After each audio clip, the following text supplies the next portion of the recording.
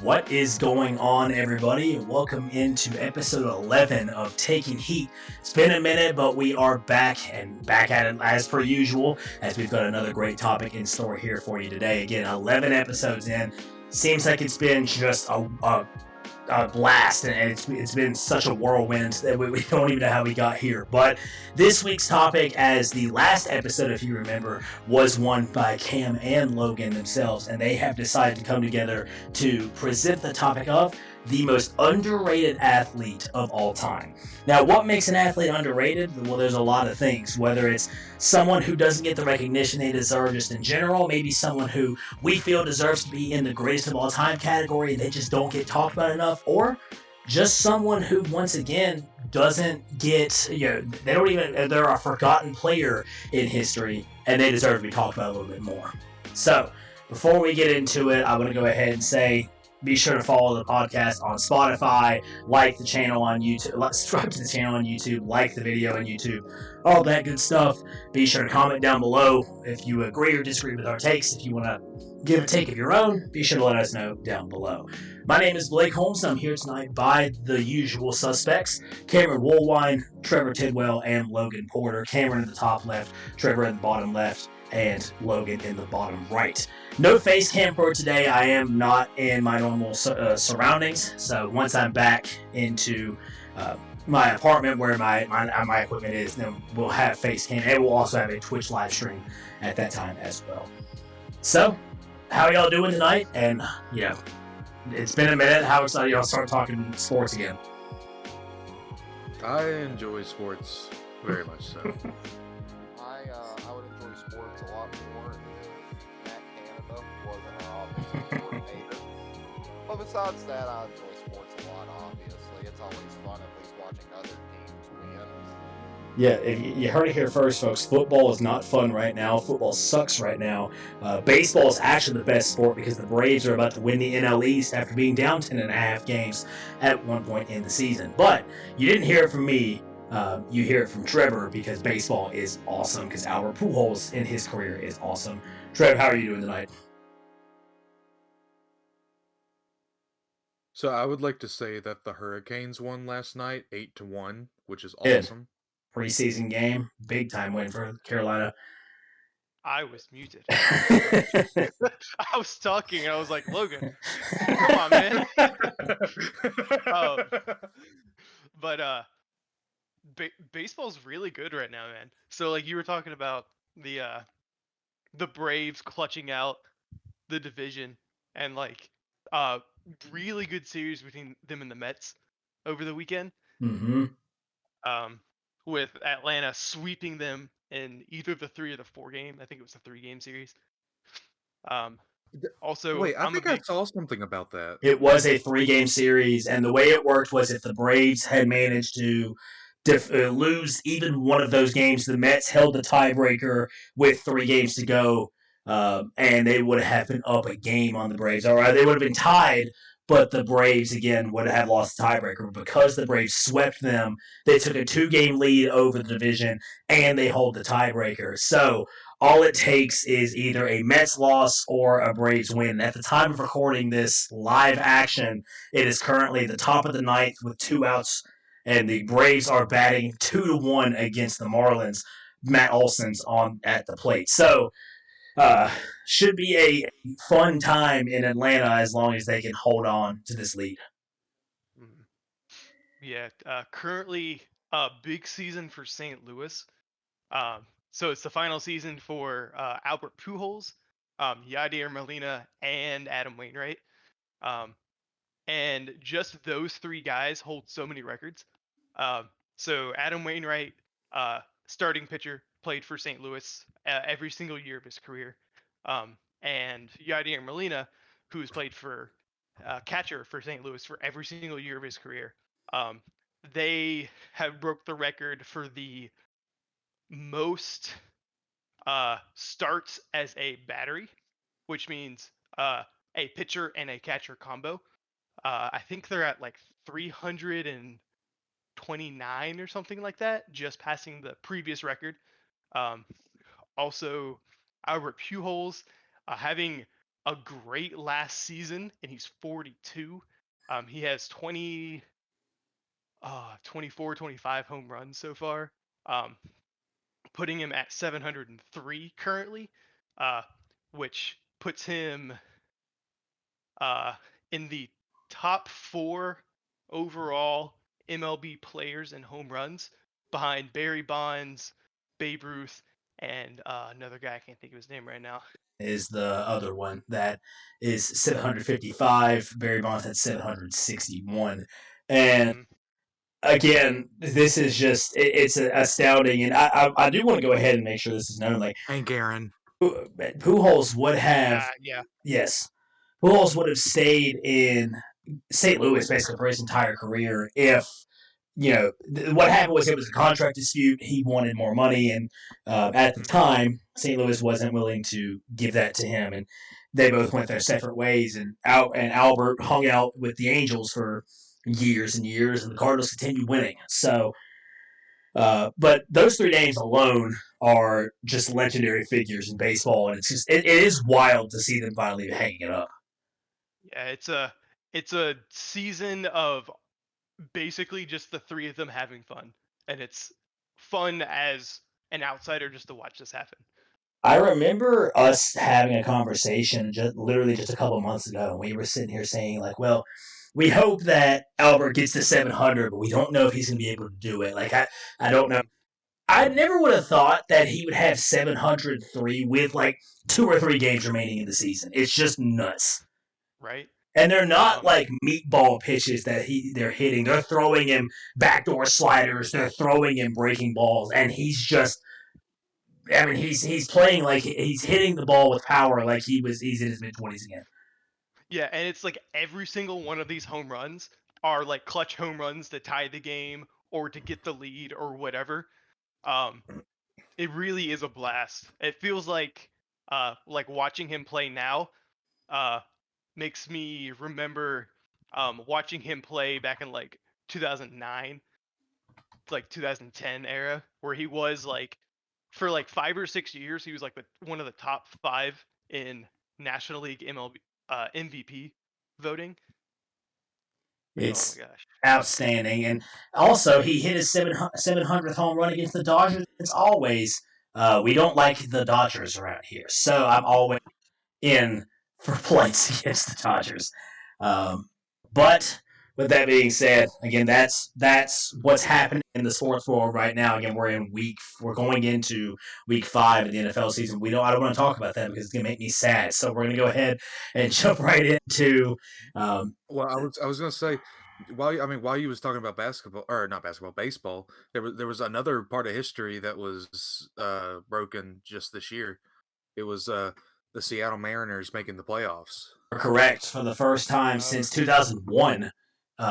First time since really it was Ichiro's rookie year. They actually won an AL record most games in the season that year. And then now they are officially again led by another dynamic rookie in Julio Rodriguez. They are the all every both conferences. I believe the playoffs are set, and now we're just playing out the remaining. Now it's just a matter of seeding as far as where it goes again, because it is still possible for the Braves to lose the division to the Mets, but if I'm not mistaken, the Phillies are going to be the last seed as they have beaten out the Brewers for the last wild card spot.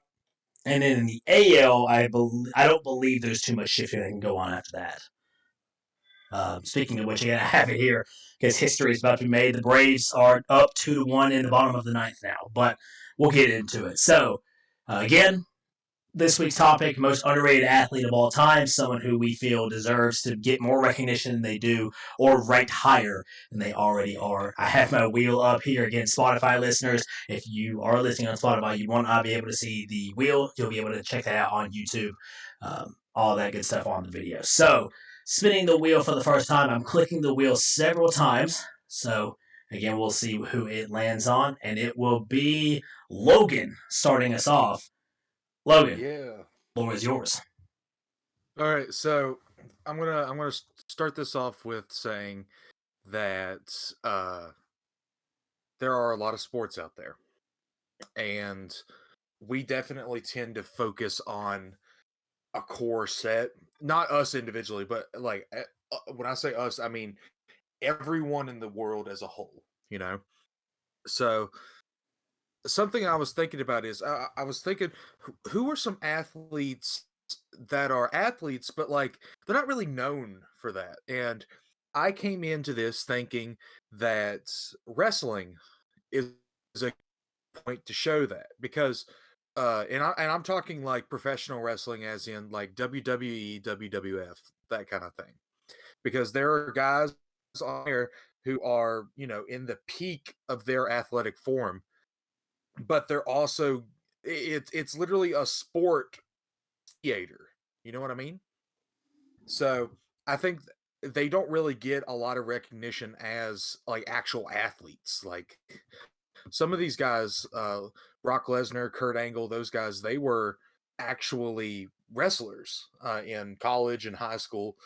Kurt Angle won a gold medal at the Olympics for wrestling. He won it on a broken neck, which is crazy. But my pick for today, who I think is underrated, and and I'm giving it to him because he's one of my favorite wrestlers, and it's Mick Foley from the WWF era. So Mick Foley, he played as multitude of characters. He's most well known for his character Mankind. He was a 4-time world champion and an 11-time world tag team champion in professional wrestling. But he was known for his stunts. He was a big stunt guy. His most well known performance was in Hell in the Cell match in 1998, where he was fighting against the Undertaker in Pittsburgh, Pennsylvania. He was at the top of the cell with the Undertaker, and the Undertaker picked him up and threw him off the edge, where he went plummeting down to the earth. Jim Ross was commentating it, said some very famous lines. As Mankind was leaving, he looked back, went back up to the top, and then Undertaker threw him through the ring again, and he broke the ring. That I mean, it was a classic match. They really put their bodies on the line. Like Mick Foley, he had an interview after he had retired. He had so many injuries throughout the years. He had been hit in the face with like baseball bats, steel chairs, tacks, nailed baseball bats. He was thrown off of things, went through tables and all that sort of stuff. And then like another point like that I want to make as him as an athlete. Again in 1998, it seemed to be his year. In the Royal Rumble match, he was entered into it 3 times. So for the Royal Rumble, I believe it's 30. There are 30 contestants, and whoever is the last in the ring gets to go to WrestleMania. So Mick Foley, he had a multitude of different characters that come out and play. And in the Royal Rumble, he played as Mankind, he played as Love, and as Cactus Jack. And he went in all 3 times at different positions of the Royal Rumble match and competed as a different person, which is, you know, that's a lot of stamina you got to have. So I think that's pretty cool.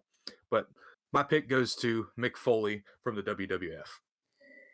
So I'll go ahead and start it off by saying this is an interesting pick, and again, I talk about this every week. I love that you bring in sports that not necessarily are on the front, that not a ton of people are, you know, jumping on the gun too quickly.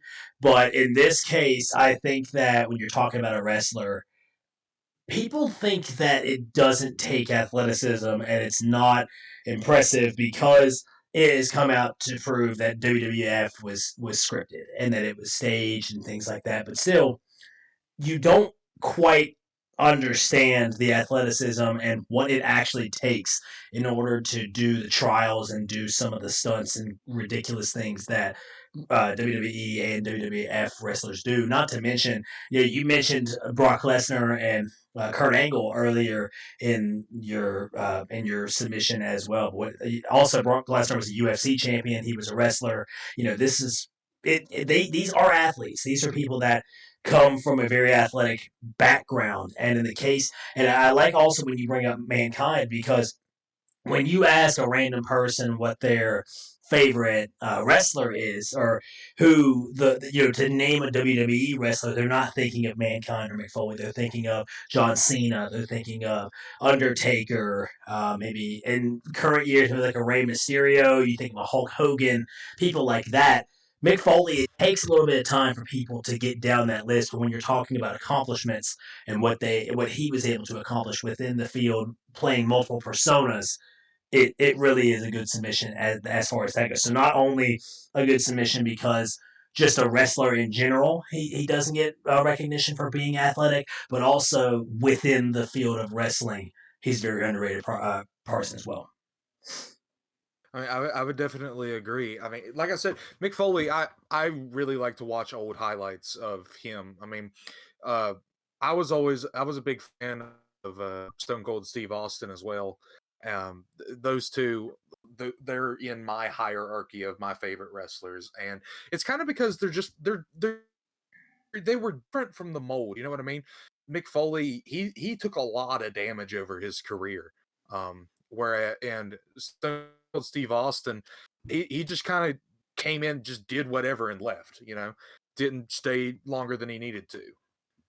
Another thing I want to kind of add on is that I feel like wrestlers are like almost a different type of athlete because like obviously it takes a tremendous amount of like work and practice just to make sure that everything goes completely right because like as you had mentioned before like obviously there is some staging when it comes to professional wrestling, but I think that's almost kind of like the beauty in it is like that is almost like their practice, like similar to like an NBA player practicing a jump shot. Like they're out there practicing these moves to make sure that like obviously no one gets tremendously hurt.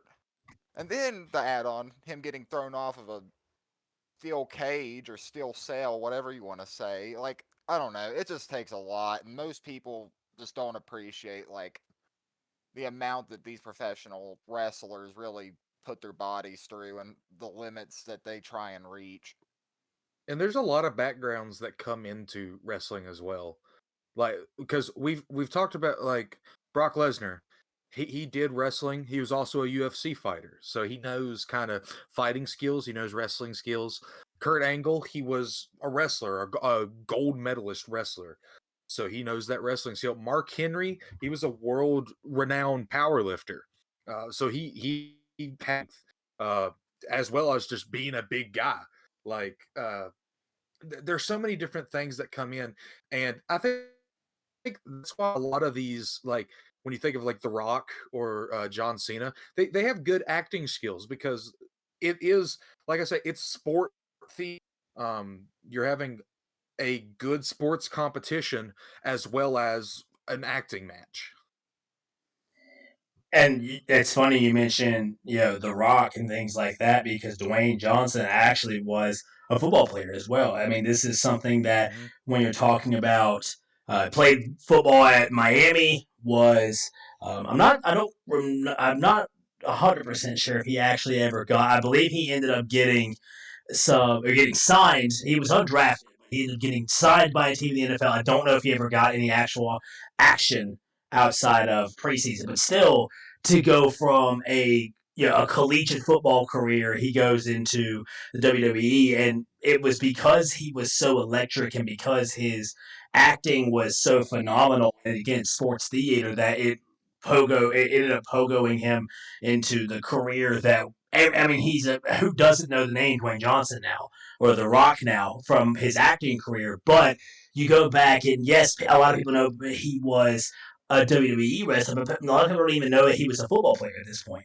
So it's one of those things to where you don't just walk in, you don't just become a wrestler in the WWE or any of the Showtime wrestling leagues organizations without having a very athletic past. I did a little research. He actually wasn't drafted into the NFL, but he did play for the Canadian Football League. So he did. I knew he was undrafted, and he didn't quite pan out at Miami like he wanted to. But again, I think it was and the famous picture of him in the stairwell with the black turtleneck. He's talked about it before, and he says there's only at that time of that picture being taken, he only had like $12 to his name. It was just ridiculous to think about, and now he's one of the most famous people on planet Earth. Just And honestly, wild to think. right now, I think wrestling kind of gets a bad rap because, like, it kind of just feels like someone, like a celebrity, gets really big, shows interest in it, and then they're automatically a part of the main cycle of people in the show. You know what I mean? And they've had a history of having on there. I mean, they had Steve-O on there one time, and he got Need Henry. They had Donald Trump before he was president. They had him there. So they've had a variety of people just come on out of nowhere. It's Rob Gronkowski is another one that I remember quite frequently on there as well. He won Romania, if I'm not wrong. He was like the champion or something.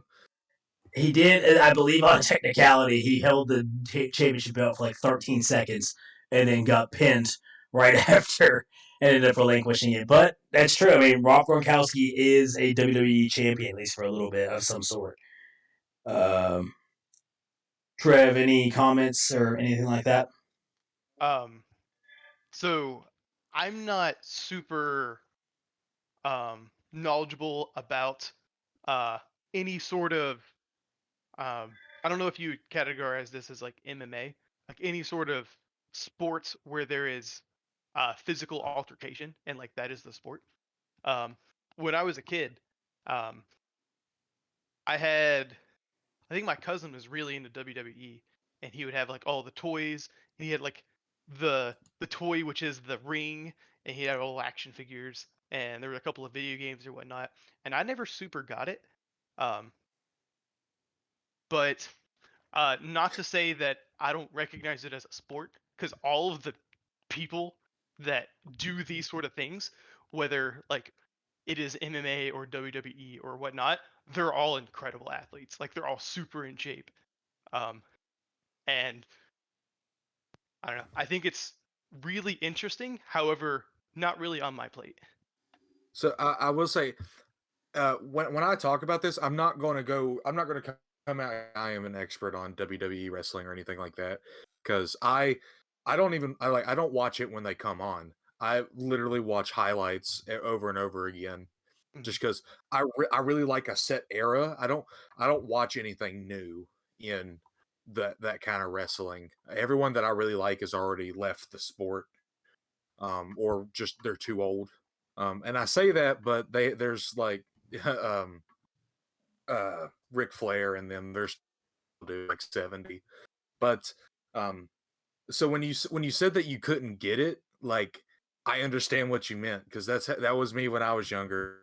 Because my uncle would talk about it all the time, and I would watch it with him, and I'd just be like, I don't understand this. Granted, nowadays, I mean, I can kind of understand it more. Sometimes when they bring story into it, I get a little confused, especially if you're not up to date with it. It's like, well, why do they not like each other? They just don't like, or something like that. But like MMA fighting in general, like UFC, I am a big fan of UFC. I like people get punched in the face really hard. It's like, because I'm also a hockey fan, so I used to really like watching hockey fights. You know what I mean? It's hockeyfights.com or something like that. I think is a website you can go waste so much time on just watching a bunch of hockey fights, and it's something that I'm not ashamed to admit that I've spent plenty of time on.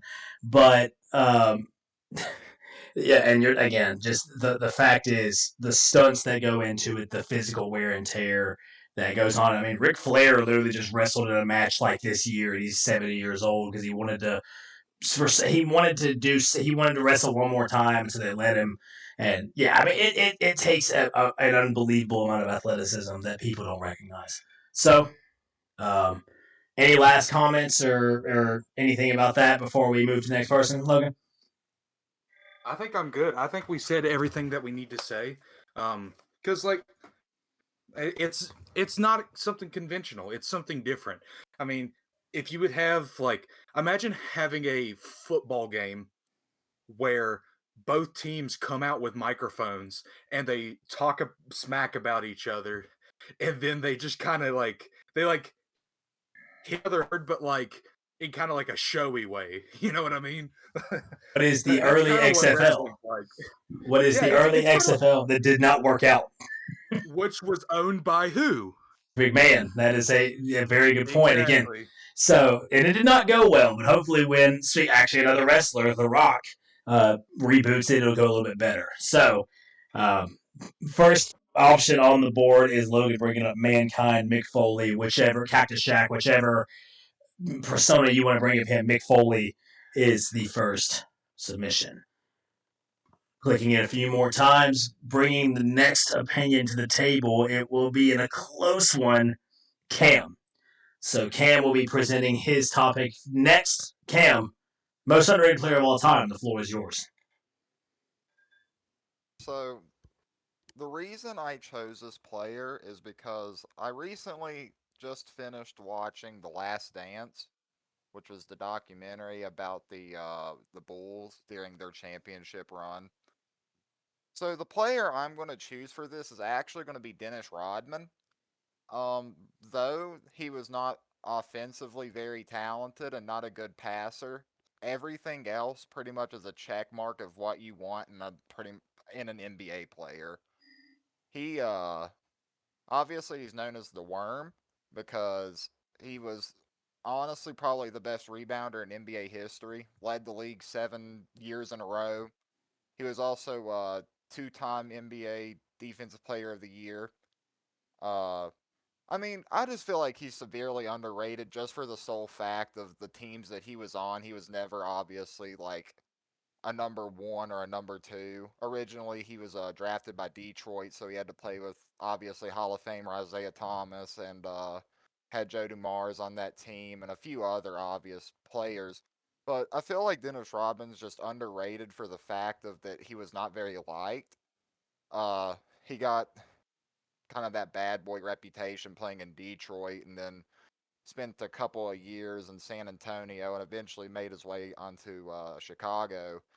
But obviously he wasn't very liked around the league playing for Detroit. He was never like a number 1 player, having to play with obviously Isaiah Thomas, eventually getting to play with like Michael Jordan, Scottie Pippen, all these Hall of Famers, which obviously he's a Hall of Famer himself. It's just, I feel like he has never really talked about in like anyone's top, like realistically, most people probably don't have him in top 20, top 25 NBA player of all time, but I think there's a real good argument considering he's a 5-time NBA champion and just he's an absolute monster everywhere that's not offensively. I mean, he's an amazing defender, good rebounder, pretty much did everything that players don't want to do. So that's the reason I'm choosing Dennis Rodman mostly, is just I feel like he's just incredibly underrated for everything he offered to not only basketball, but pretty much every team he played on. So I do agree with you in the sense that when you're talking about rebounders in NBA history, if he's not the first name that comes to mind, he's very quickly on that list. I mean, you're thinking about guys like him, Ben Wallace, Shaquille O'Neal. If you want to throw Bill Russell and Will Chamberlain on there, you can. I mean, some great rebounders of our area, Charles Barkley, Charles Oakley, for that matter. The thing about Rodman too is he was very undersized. He wasn't a towering, giant like Shaquille O'Neal, Bill Russell, and Will Chamberlain was. He wasn't this freak of nature as far as like a Diesel or Shaquille O'Neal, but instead he used the reason he's called the Worm is because he used his finesse a lot in order to get rebounds, and he wasn't afraid to. He didn't shy away from contact and things like that. The reason I think he doesn't get enough love, I will say, is offensively. It's kind of the same argument to me that Rudy Gobert has in the league today, where Rudy Gobert is by far and away, I don't think there's a question, he is the best rim protector in basketball. You have defenders you could say are close as far as just from an overall standpoint. You have guys like Giannis Antetokounmpo, you have guys like Joel Embiid on some scenarios, but rim protector just strictly at the rim. Bam Adebayo is another one too, but I think Gobert is known. But when you're talking about his offense, it's basically non-existent. Like there's nothing there. If Rudy Gobert is scoring 20 points in a game for you, that means that the other team let him do it, and the rest of your players are locked up. But Rodman, on the other hand, I give him more credit than I do for a guy like Gobert because Rodman did it. It's not like he rode coattails. It's not like he got it all. It's not like he was on the Jordan Bulls for 5 out of the 6 championships. Yes, he had great teams, but he played integral parts on them. You go to the Pistons, in which again they have Isaiah Thomas, Joe Dumars, Bill Laimbeer, people like Rick Mahorn, people like that on that team. Then he goes to San Antonio. Then he goes to Chicago, and again Chicago.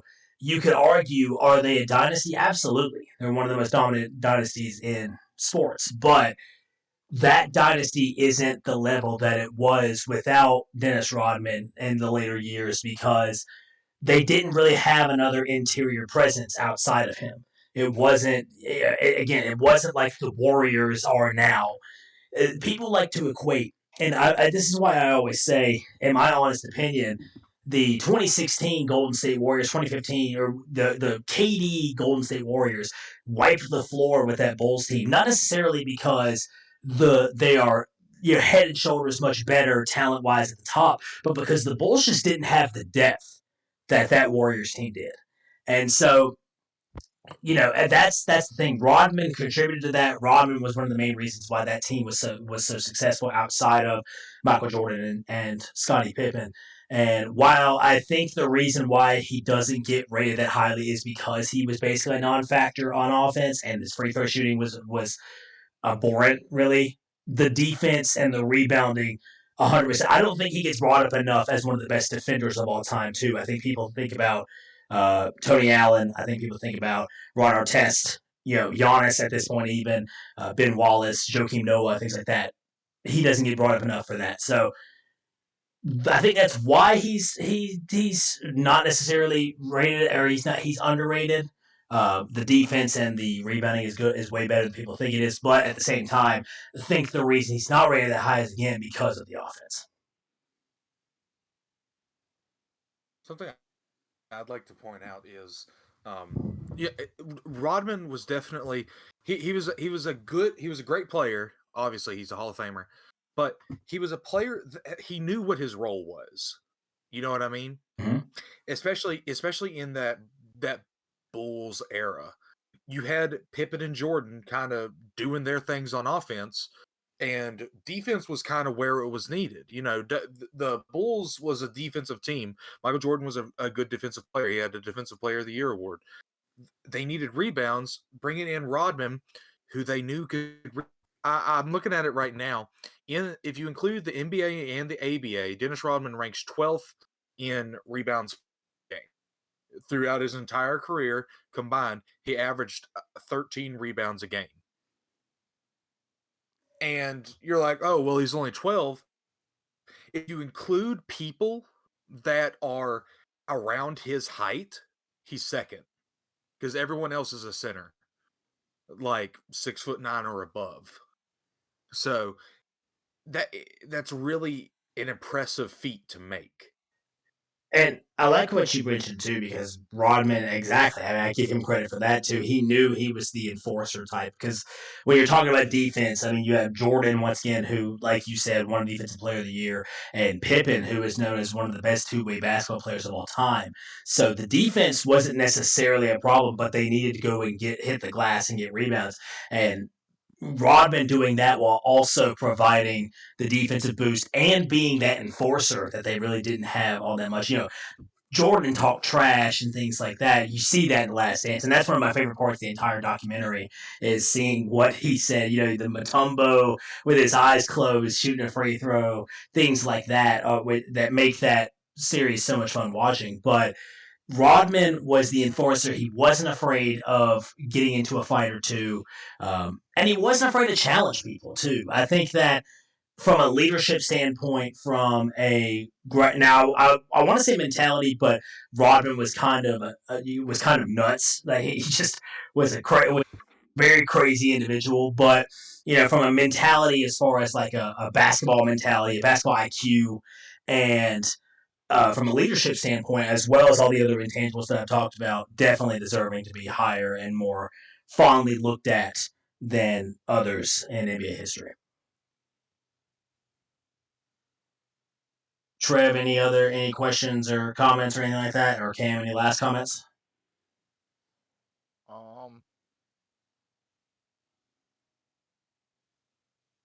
Just to add on to this, we were talking about Shaquille O'Neal earlier. Shaquille O'Neal, who 7'2", by the way, only averaged about 10.5 rebounds his entire career, which is around 3 less than what Rodman averaged. Wild to think about. Trev, I know you were about to start talking. I'm also not super knowledgeable about basketball, and especially not knowledgeable about basketball that is not current. So there's a lot of stuff that we talked about for this topic too that I did not know. So, which I think is one of the fun parts about being on the podcast. Knowing so little about various things that like every time I'm here I learn something. Rodman is again one of the most tenacious and one of the most fun players in NBA history, mostly because he's kind of a psychopath, but because he was otherworldly when it came to rebounding on the court. So great choice, Cam. Again, I think that it's kind of the Rudy Gobert argument, but Rudy Gobert's at least Rodman had showed up in moments and has played the role. Gobert hasn't, and so because he showed up so big and because he has the hardware and the accomplishments, definitely deserves to be higher than other people think he should be. All right, Cam, any last comments or anything like that before we move to the next person? I guess the only last thing I'll say is like I can understand why he's not ranked higher as we had talked before, just because of like the offense. Like that's the only thing. Like I had talked about in previous podcasts, like Rudy Gobert is completely useless on offense. So like that's part of the reason is like I think Rudy Gobert to me doesn't seem as good because he cannot score offensively, but I'm over here trying to say that Rodman's a different story, which obviously Rodman's a better NBA player, but that's the only thing is like I can completely see why like there's arguments against why he is ranked where he is at. Sure, and like I said, I think it comes down to me, definitely Rodman's higher because he did all the same things that Gobert does, but to a higher level that Gobert does. I mean, Gobert, again, yes, it's one of those things. He's one of the best rim protectors in basketball, but the minute you get him away from the paint, he's cooked. It doesn't matter. It's the same reason. It's the same argument I give for really the only center I think in today's NBA that you can say guard all three levels is really probably Bam Adebayo, and the only reason I say that is because he's an undersized center and he's athletic enough. Joel Embiid's close, but he's so big that it's hard for him to keep up with those shifty point guards, things like that. And Gobert's the exact same way. Rodman had the body type and the size in order to do all three levels while also getting, like Logan said, 13 and a half, upwards of 15 boards per game.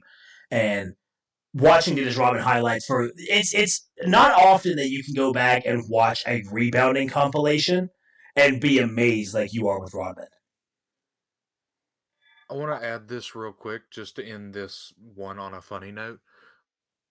Dennis Rodman's son, Dennis Rodman Jr., also known as DJ Rodman, plays basketball at Washington State University. And on the page for Washington State, they are informally known as Wazoo. They are.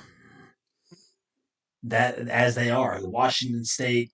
Why not? Cougars. Cougars? Why did I just think? Well, I don't know why I just had a blank there. Other famous alum from Washington State is Klay Thompson. Mm-hmm. All right, so we have Mick Foley and Dennis Rodman on the board right now. I'm spinning the wheel for the second to last. Just click the ton, and it will land on Trevor. So, Trev, you can go ahead and take it away. The floor is all yours.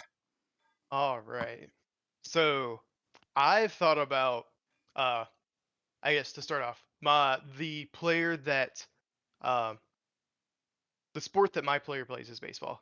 Um, and I've thought about a couple different guys, um, who I feel like are overly underrated for how talented they are, currently in the league.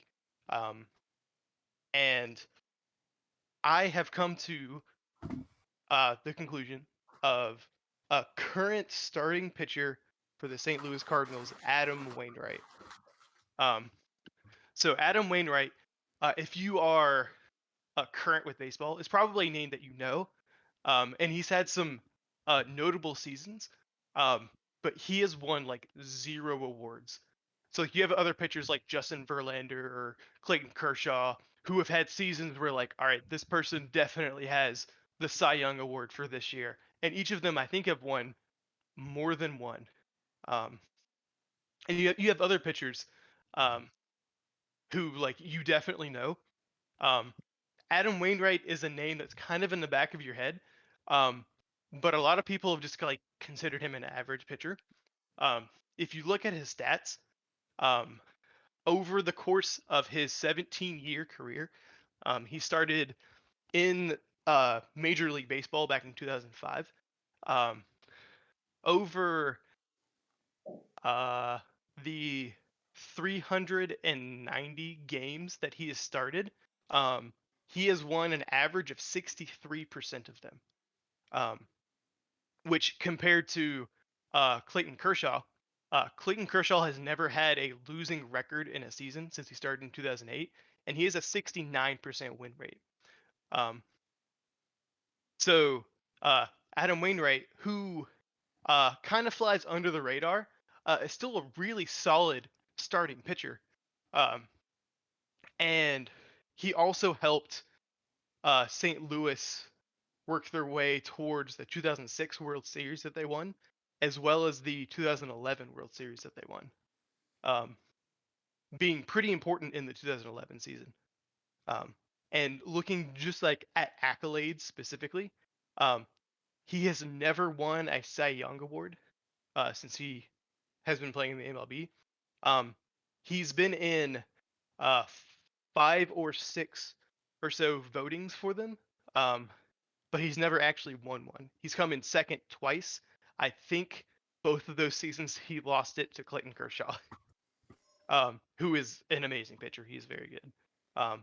He's also been in the running for a few National League MVP awards. Um, he's never really come extremely close to winning one. And the only accolades that are actually on his profile are he's won 2 Golden Glove awards, um, and as a pitcher, he's actually won a Silver Slugger award. So Golden Gloves are for exceptional defense, and Silver Sluggers are for exceptional offense. And unless you are Babe Ruth or Shohei Ohtani, like a pitcher who also hits really well is almost unheard of. So the one Silver Slugger award that he got in, what year was that? 2017, like kind of stands out. But his total season or his total career stats, he has a 63% win rate. He has a total ERA of 3.38, which is not amazing. You'll see people throughout a season who will have like an ERA of 1.5 or something, and that is considered like an amazing season. If they start 30 games and each game they play like 6, 7, 8 innings, and they're only giving up an ERA of 1.5, like that's a very good season for this pitcher. So a career ERA of 3.38 is still really solid. Um, one of the other things is he's battled a few injuries throughout the years. I think a few years ago, maybe 5 or 6 years ago, he actually needed Tommy John surgery, so he's out for quite a while. Um, and you can see it in the stats. There are a couple of years where he struggled a small amount, but he didn't play a ton. And then you'll see him right back the next season with a winning record. So he'll go in 2013, he went 19-9, wins loss. In 2014, he put up the same numbers, 20-9. And then in 2015, he had an injury, didn't play a whole lot. And then the next season, he was back having a winning record at 13-9.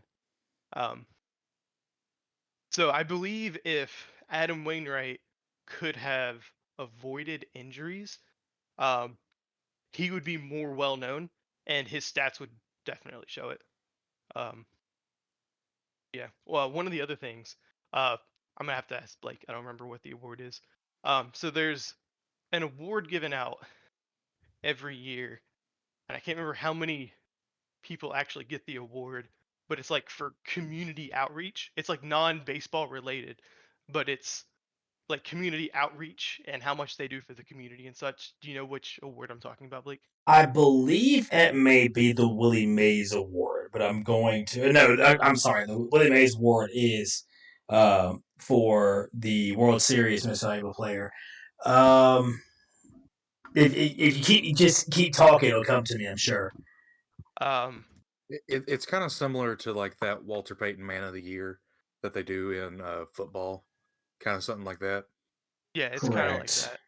It's the Roberto Clemente Award. Is who it is. Yeah, the Roberto Clemente. So he actually won this award pretty recently in 2020. So, um, although not like a star pitcher, extremely solid.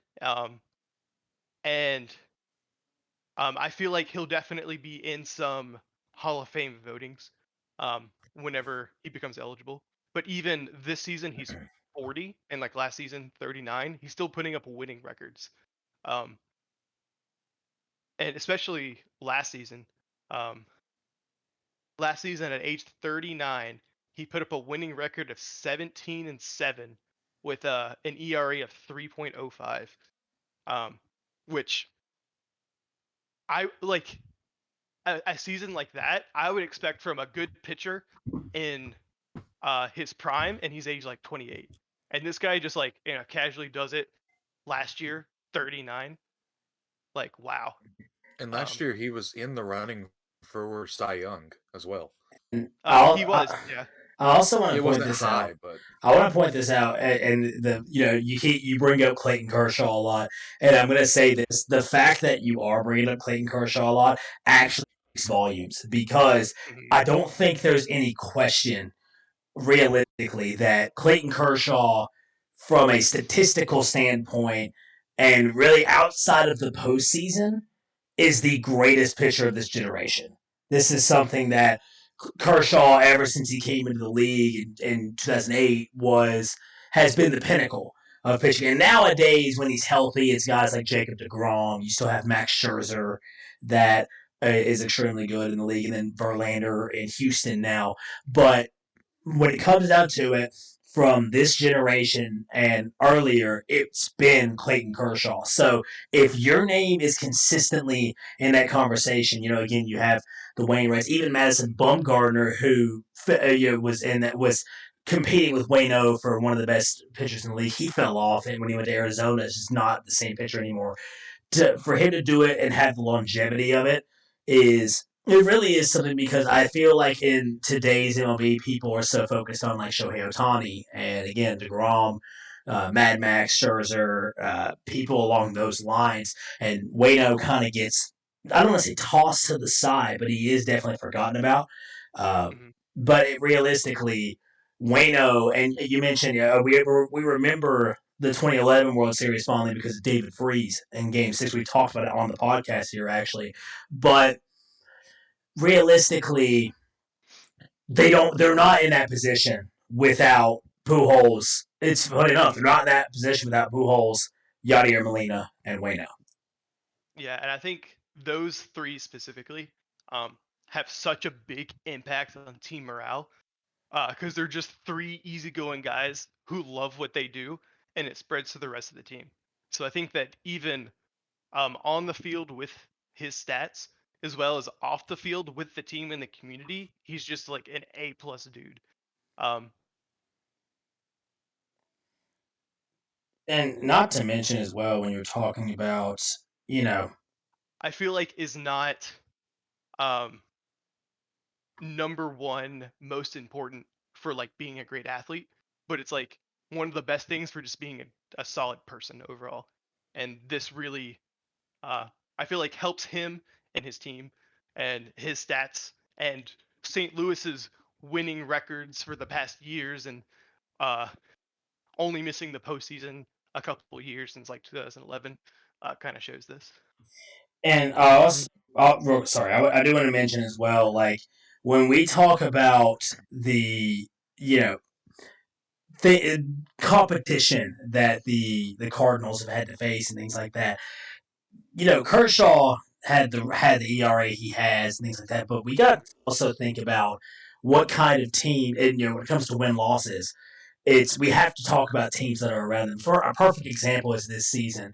Kyle Wright is a young pitcher for the Braves. He has over 20 wins in the season. He leads the majors in wins. Does that mean he's the best pitcher in baseball? Not necessarily, because when you're talking about it, when he pitches, it seems like the bats wake up. Acuna, Olsen, Dansby Swanson, they're all hitting extremely well, and Kershaw kind of got that for a little while too.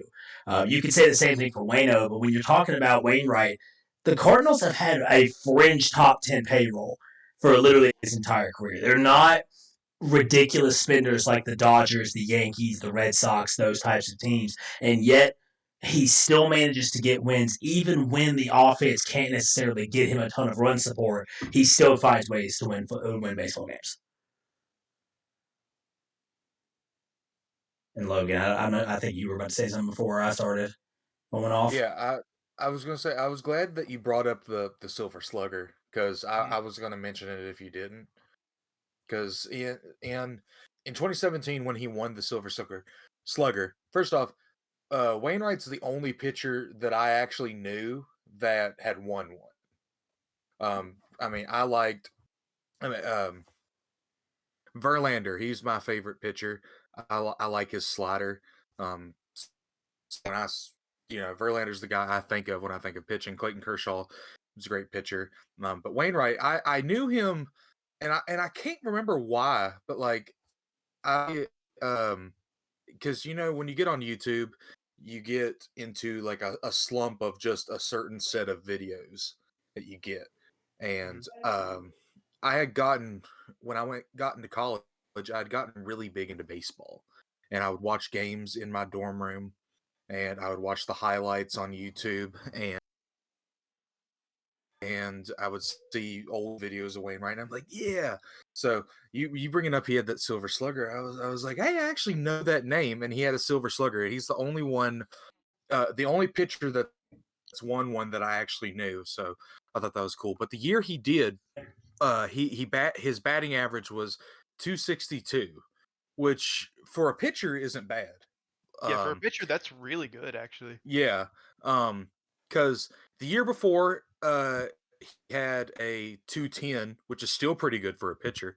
But those two seasons are probably like some of his best, excluding like in the late 2000s. Yeah, and they're put right in between a batting average of 0 and a batting average of 091. I think both of those years, he was injured, so his pitching stats for those 2 years are also not great. Because he didn't play it. He didn't play a ton. You know what? Now that I look at the game column, he did not play many games that year. Well, and you're the only other pitcher outside of like a Shohei Ohtani, once again, who is just a cheat code when it comes to awards like this.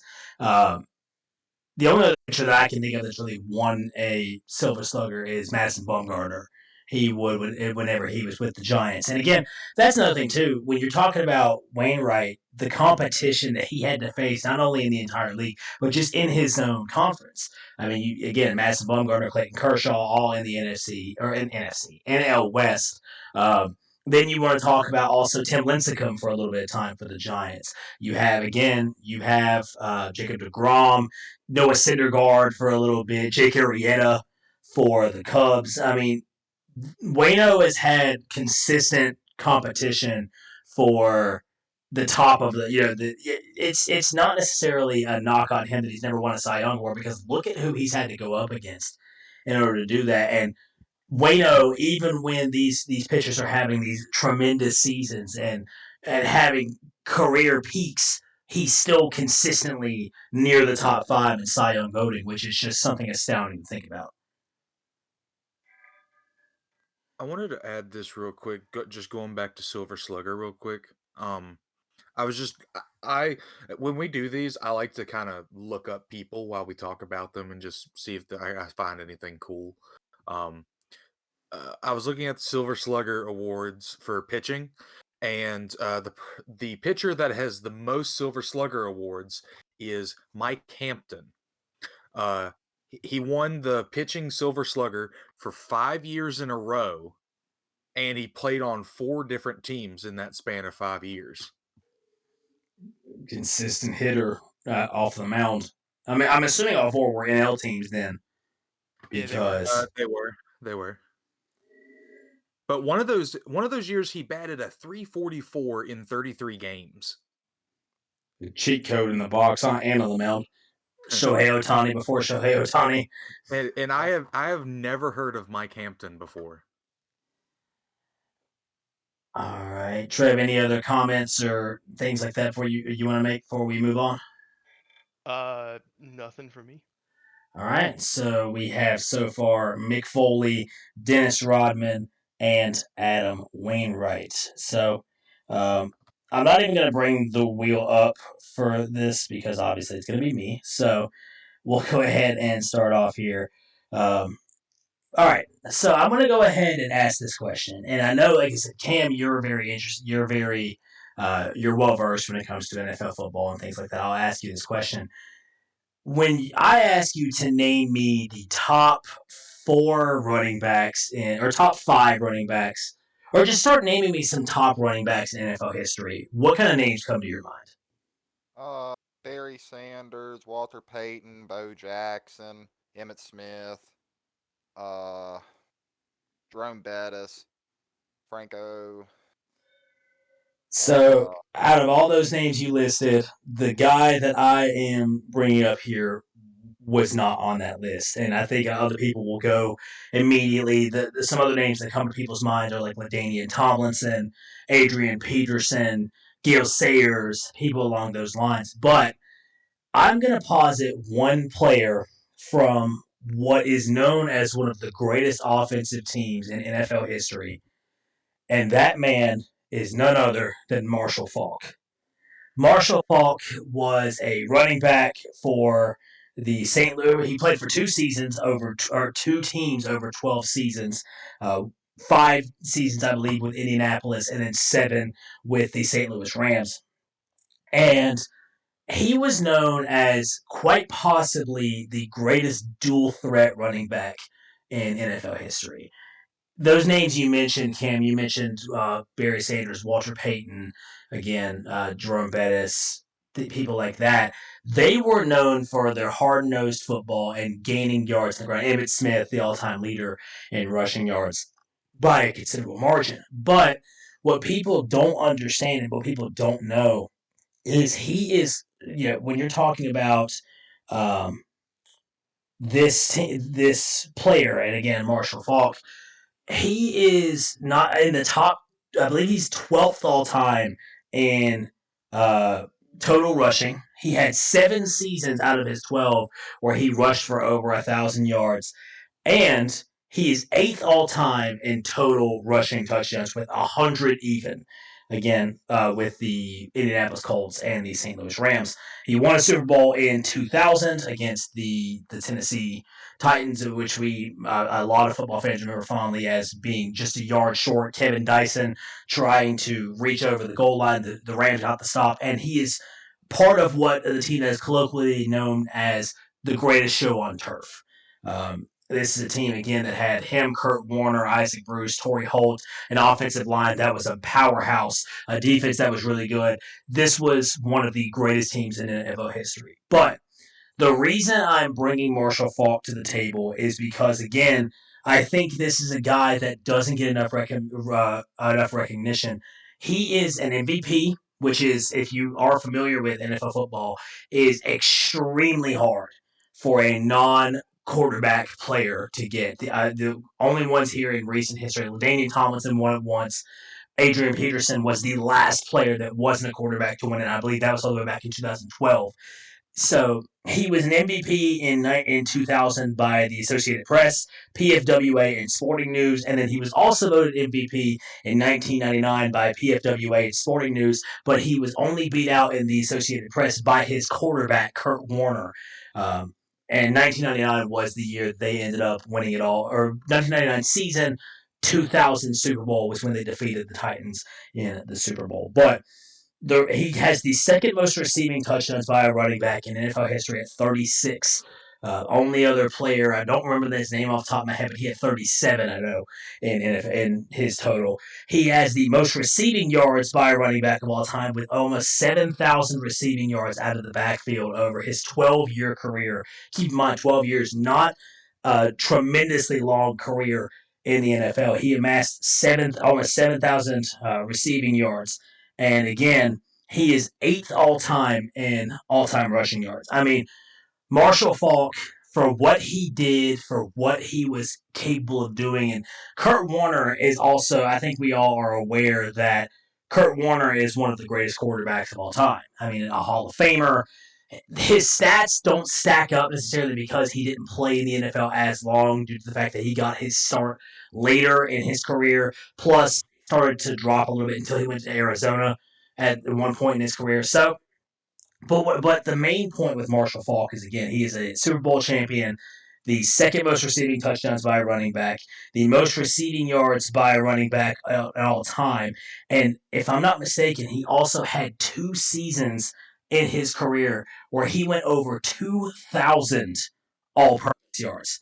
So what that essentially means, that means receiving yards, that means rushing yards, that means if he returned kicks, things like that. And I am looking myself up just to make sure. Yes, he had a 1998. He had 2,227 all-purpose yards, and he was he was the offensive player of the year in the AFC. And then in 1999, he had a mind-boggling 2,429 all-purpose yards, 1,040. He went over 1,000 yards receiving for a running back, which is just unbelievable to think about. There's the only running back in today's NFL that has that chance to do that, really, and that's if he stays healthy all year long. Is like an Alvin Kamara, which again, it hasn't even come close to being touched. So Marshall Faulk, just from the versatility that he brings, from the ability to get it done in multiple ways, and just being super hard to figure out. Am I saying he's the greatest running back of all time? No. Do I think he is worthy of being in that top 5 discussion? Absolutely. And I don't think he gets the recognition that he deserves because of some other great players. I mean, again, Gale Sayers is one that gets thrown around a lot. Gale Sayers has half the stats that Marshall Faulk did. Again, I think he deserves more recognition than he does. There's a lot of outlets there are some that rank him in the top 5. There are some that put him all the way down at like 9 or 10. And it's just something that he deserves more recognition. In my honest opinion, he might be the 3rd or 4th best running back of all time behind Walter Payton, Barry Sanders, and maybe LaDainian Tomlinson. I'll be honest, I think just for the sole fact of, like, I didn't even think to name him, but after you said his name, it made me realize, like, I definitely should have. Makes me, like, I don't know, like, Marshall Faulk is, like, he was just good. Like, obviously, like, semi-short career, but also like running back careers are starting to get shorter now in the NFL. So, uh, anyway, that's not the point of this. The point is, like, obviously, I think Marshall Faulk should also be talked about more, and I could definitely see an argument for top five. Like, when it comes to like best NFL players by position, it's very controversial because like some people think Emmitt Smith is the best, some people will think that Barry Sanders is the best, you know. So it's like it's obviously super hard to like make a definitive list, but I could definitely 100% see like Marshall Faulk being a top 5 or top 10 running back like he 100% is. And as you said, he's just not talked about enough. And I think he does get docked a little bit because he played for a really good team. You know, you went through all those names that you listed, Cam, for example. You go through Walter Payton. Walter Payton, aside from his defense, was the entire offense. Same thing with Barry Sanders. People thought, well, how have the Lions ever won a Super Bowl? Because they literally just said, Barry, we'll go as far as your legs take us. And that's not a factor, a winning formula in the NFL. Talk about LaDainian Tomlinson, the same he had Phillip Rivers in San Diego and things like that. And then he goes to the Jets later on. But he was the entire offense. Phillip Rivers was a solid quarterback, and he had Antonio Gates as well in the receiving game. Vincent Jackson was another one as well. But LaDainian Tomlinson was the entire show.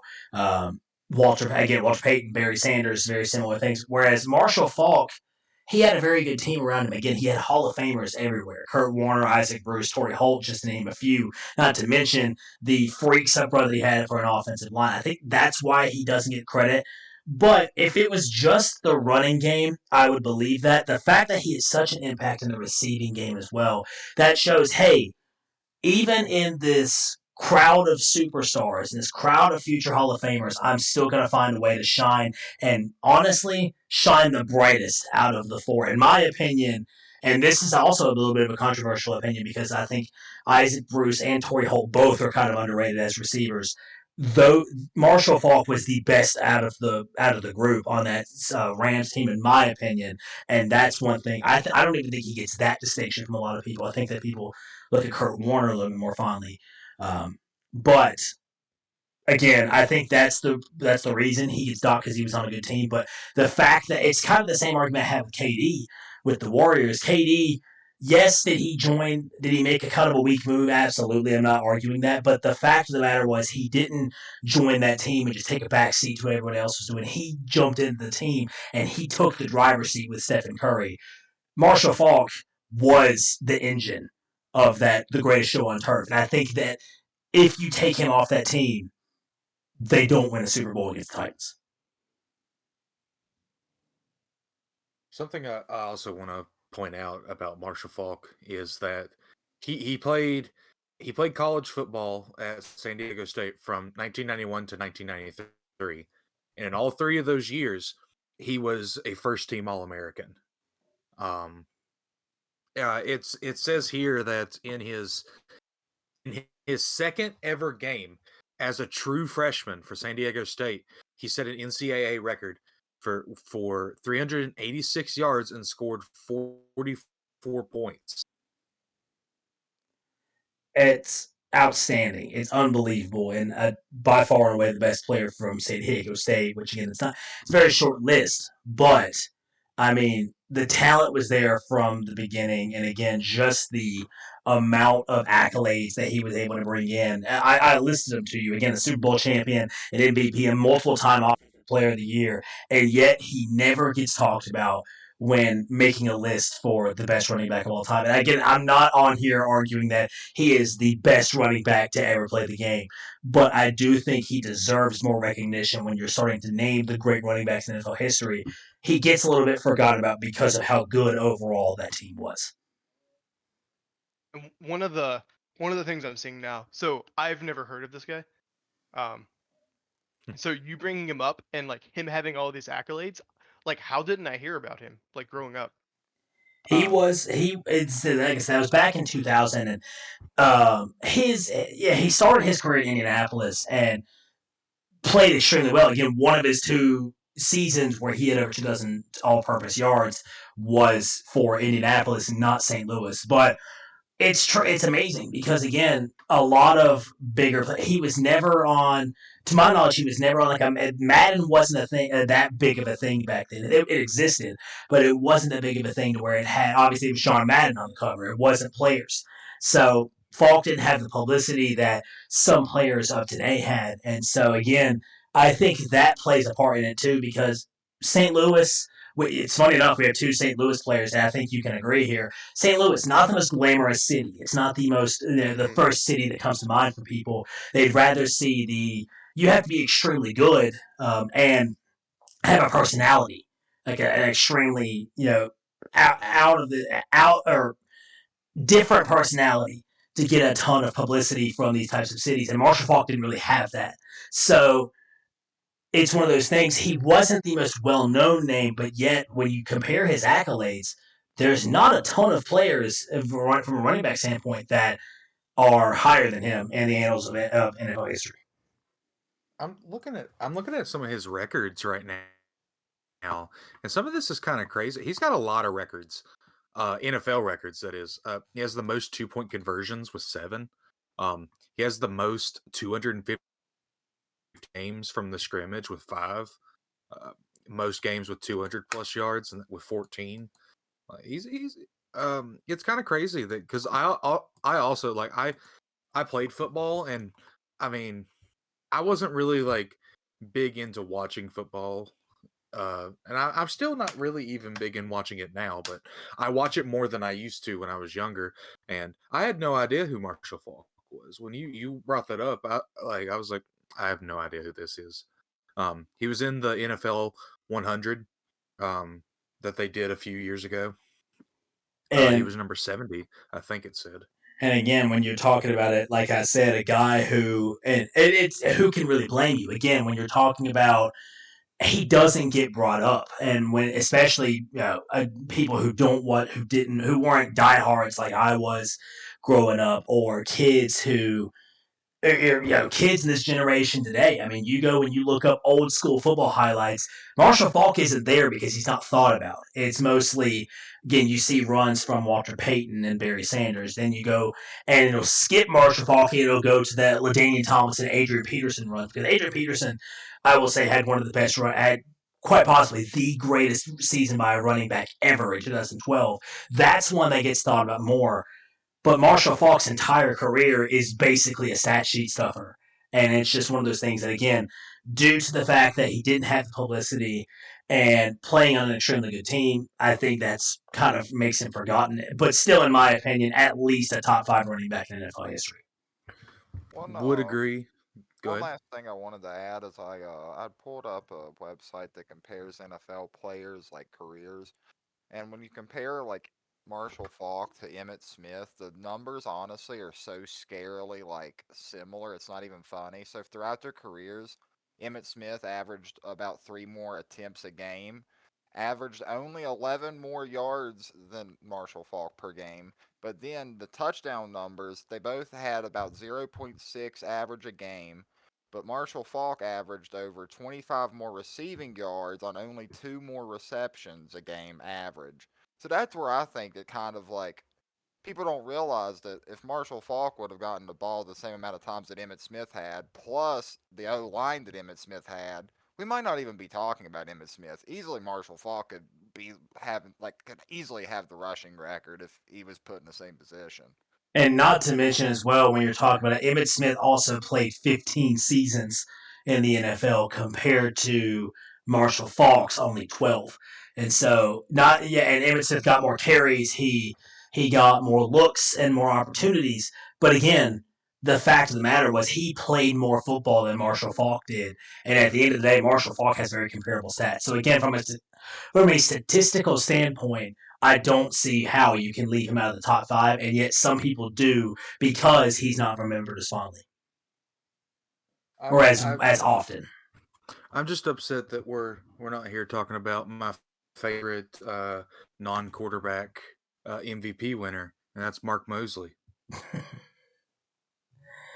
See, I went through it. I was looking earlier to see, like, just in the 2000s as far as, again, who was the MVP in the NFL. Again, that wasn't a quarterback. And it's one of those, they might as well just rename it at this point the quarterback award, because when you go and you look at the, again, the winners of the MVP every single season, you have to go all the way back to 2012 for Adrian Peterson. And then 2005, 2006 were back-to-back years, actually. Sean Alexander won it for the Seahawks, and then in 2005, and LaDainian Tomlinson won it in 2006 for the Chargers. And then it's Marshall Faulk. I mean, it's something, again, like I said, it's very hard in order for people. And Mark Mosley, you mentioned the kicker for Washington back then. But the main thing is and that would only happen because it was a shortened season and everybody else played, and everybody was so bad that Mark Mosley won it because he actually had some game-winning field goals that year. Only kicker in NFL history to do that. But anyways, yeah, I mean, I feel like I've made my point. I think that from a statistical standpoint, there is no doubt in my mind that Marshall Faulk deserves to be a top 5 running back, if not higher, in NFL history. And it's just a shame to me that he doesn't get brought up as much as he does. So, with that being said, that's going to end it for the actual argument part. Now we'll get into the voting. So, the three of you, if I could have you send your votes in to me, and then we will go ahead and reveal them. Y'all know the drill. If you are new to the show, what this essentially does is, now that we have all presented our answers to this week's topic, we have a voting wheel. They are sending me their votes privately, and then whenever I receive them, I will open them up and reveal them one by one. So, spamming and sending the wheel, the first person that will be revealing their vote will be Cameron. So, I have his vote right here. The vote goes to myself. Cam, Marshall Faulk as the most underrated player of all time. Why'd you pick Marshall Faulk? The reason for me is just the fact that I didn't even think to name him whenever I was naming off top NFL running backs, and I don't know. It's just he's severely underrated when it comes to the fact that there's only so many great running backs in NFL history, and obviously I feel like he is one of a lot of running backs who don't get appreciated enough. And you had talked about it a little bit that they sometimes get overlooked playing in an offense that's one of the best in the league, obviously, or the best in the league. So they kind of get overlooked a little bit. And I think it's just I don't know how to word this. I'm kind of blanking.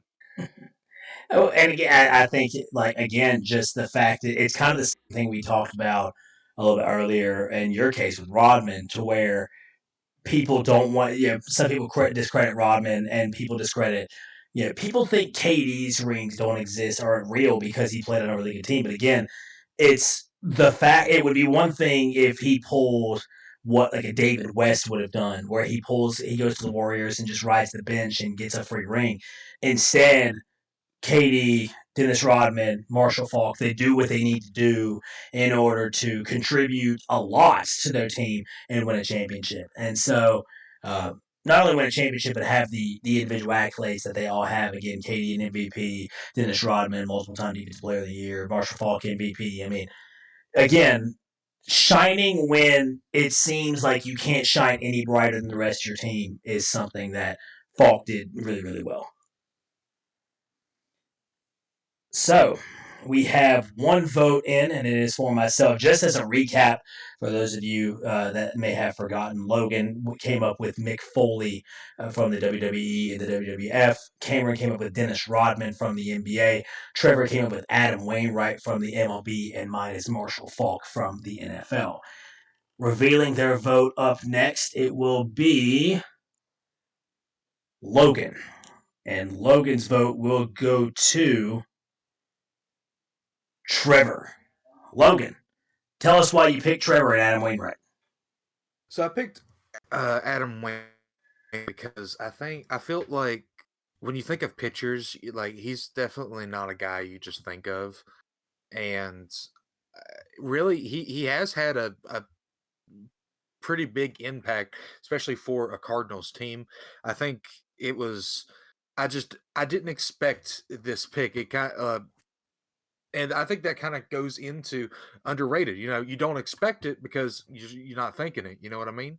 Um, so that goes in. And it was someone that I had heard of, who I knew. I learned some new stuff about him, and I kind of just forgot because I get so caught up on some guys that you know now, like Clayton Kershaw, Justin Verlander, some instincts like Chris Sale. You know, you kind of forget about some of the other guys, so that's why I give it to Trev. All right, so one vote for myself and Marshall Falk, one vote for Trev and Adam Wainwright. We will spin the wheel to see who will be the second to last person. This is eerily similar to the deciding to the takes wheel, except Cam went first this time, and it will be Trev again that goes second to last. His vote will go to myself. So again, Trev, why'd you pick Marshall Falk? So the big thing is, we're talking about like underrated players. So even though I'm not huge on uh, WWE or in basketball, I do know both of the names, Mick Foley and Dennis Rodman. I've never heard of this guy. And like looking at his stats, like how haven't I heard about him? And that's really just the biggest reason. Because he has multiple like offensive player of the year awards, like 3 or 4 consecutive, as well as that one MVP award. So on the lines of underrated, because this guy, his stats and everything are so good, and I've never heard of him, I had to go with him. So I have at least clinched a co-champion of the week here for this episode with 2 votes on the episode, and I will say I had the power to sway it one way to where I could win it. But again, this is how you're gonna know I'm not. Uh, I'm not letting the power go to my head because I'm just going to make this short and sweet. My vote also goes to Trevor and Adam Wainwright. And again, the reason I'm going to say that is, Logan, you talked about it already. You said some of the competition that he's had to face. And again, Chris Sale was a name I even forgot about. He was with the White Sox, and then for his early Red Sox stint was a supremely good pitcher. You have guys like Trevor Bauer as well that were big. And again, it just goes down. The main thing is all of the pitchers that I have named here, as far as the competition he's had to face against Trevor Bauer, which we don't want to talk too much about him after what we know about him. But you have guys again like Jacob deGrom, Syndergaard, then you go back to Madison Bumgarner, Justin Verlander, Zach Greinke, and you go even back further to Clayton Kershaw, Johan Santana, people like that. Wainwright has been consistently good through all of them. Every one of those pitchers I have mentioned to you, aside from a couple, either are newer pitchers that are extremely good for now, or they were pitchers that were really good before but have completely fallen off. Johan Santana, after he got busted for PEDs and things like that, was never the same pitcher. Again, Chris Sale has fallen off in Boston when we were talking about. Madison Bumgarner has fallen off in Arizona. And same with Tim Lincecum. One of the years that Wainwright was in the Cy Young vote, he lost to Tim Lincecum. And Lincecum is the same thing. Matt Cain is another one for the Giants that just it seems like these pitchers they go extremely well for a few seasons and then they're just not the same pitcher anymore. Waino didn't do that. Even facing major injury, he's consistently been he may not be Cy Young every single season, but he's still above average, a really good pitcher every single season that he's healthy.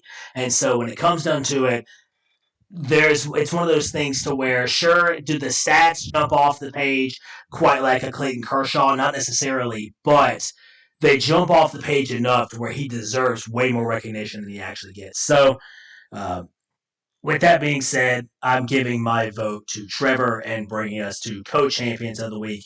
So the most underrated athletes of all time, Adam Wainwright for the MLB and Marshall Faulk for the NFL. So that will do it for this week's episode of Taking Heat. As we always do, we hope to... this will be live on YouTube and Spotify, so if you're listening on one or the other and you want to go check the other out, follow the podcast on Spotify, subscribe to the channel on YouTube, Nuggets Nation 21, Taking Heat on Spotify. Let us know down in the comments if you agree with our picks and who you think is the most underrated player of all time, as well as give us some topic ideas. We always love to have those ideas to keep for future reference, so be sure to let us know and we will consider it for a future episode. Co-champions. So Trevor and I will be bringing the topic next week for discussion for the podcast here. I believe that's pretty much going to do it. Y'all have any last remarks before we sign off? Crocodile. MLB postseason coming up. It's October baseball. Check it out. One of the best times of the year, and the Braves are officially NL East Division champions. I didn't say that earlier, but it has happened. And the Mets are going to Met, and the Mets are bad. So, and I'll also give a little shameless plug as well. If you are in the area of Southwest Virginia and you want to listen to some high school football, myself and Logan will be live on Friday night to see the Fort Chisholm Pioneers and the Galax Maroon Tide play on ThreeRiversMedia.net, so be sure to check it out there. It'll be myself, and we always have a good time on there. So, a little shameless plug, never hurt anybody there. And again, like the social media, YouTube and Spotify. Down below, you can also find our social media links in the profile. Be sure to give us some love on there. And again, let us know what you want to see different from the show, or if you have any suggestions for us. We'd love to hear them. So, with that being said, my name is Blake Holmes, and for my podcast co-hosts here, Cameron Woolwine, Trevor Tidwell, and Logan Porter, I want to thank you for listening into Taking Heat, and we should be back next week for the topic that Trevor and I will bring to the table. Have a great week, everyone. We'll see you later.